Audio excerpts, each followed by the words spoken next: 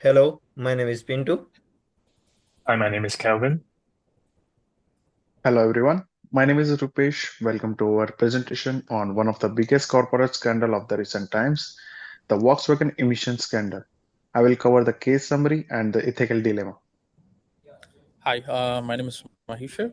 Today, we are not just going to cover what happened, but we'll also dive into the ethical issues and discuss some critical questions that arise from this case.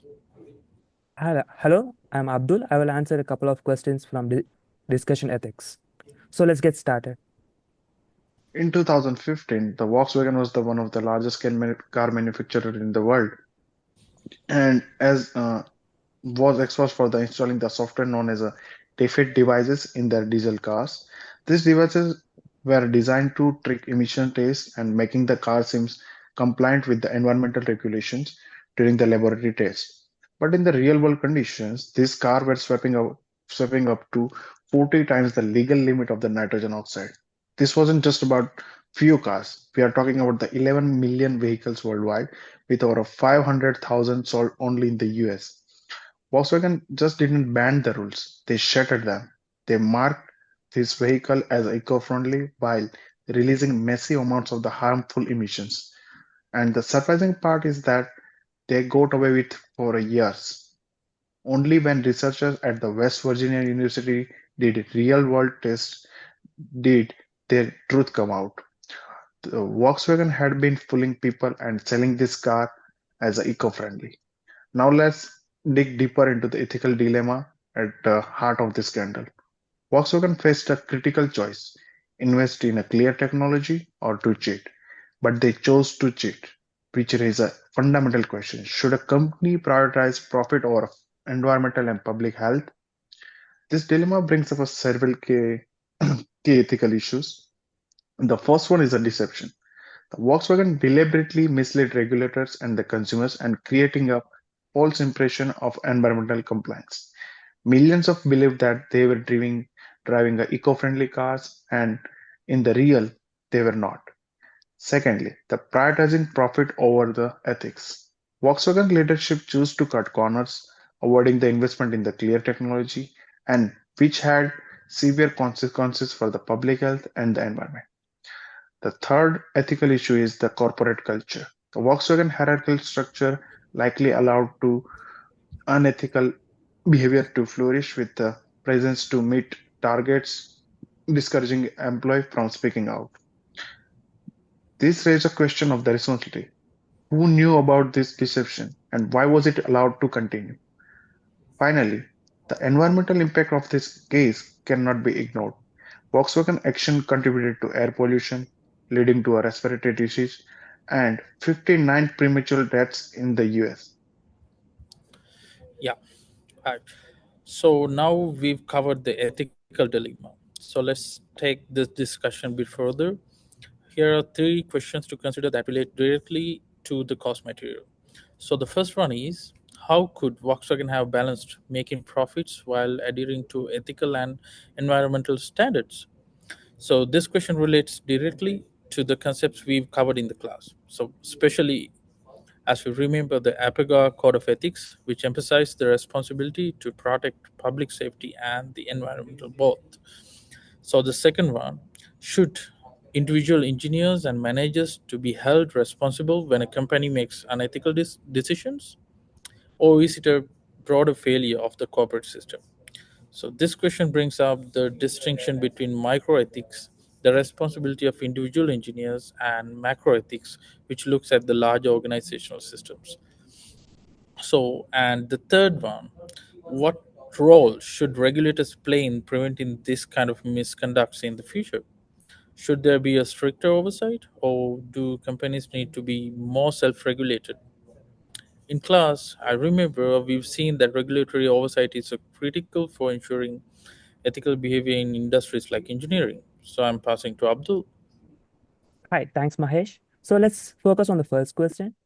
How could Volkswagen have balanced making profits while adhering to ethical and environmental standards? So to answer that, Volkswagen could have taken a more ethical approach by investing in a cleaner, innovative technologies rather than manipulating emission tests. In terms of course material, This links to the discussion of consequentialism and duty ethics. So, to answer consequentialism perspective, Volkswagen's choice to deceive regulators and consumers for short-term profits resulted in far more harm than good. This scandal not only led to severe financial penalties and loss of consumer trust, but also contributed to environmental degradation and health issues. So, by focusing on long-term benefits such as cleaner technology, Volkswagen might have balanced profitability with ethical responsibility.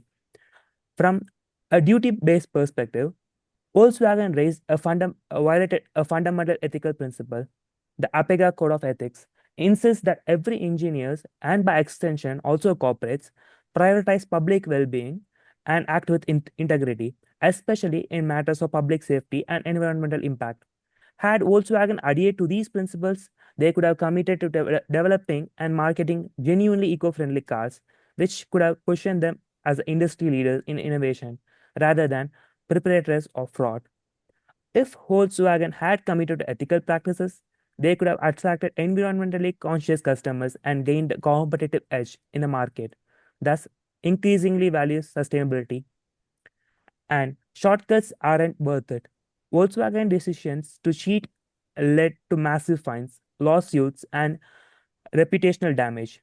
Second, ethics should not be sacrificed for profit.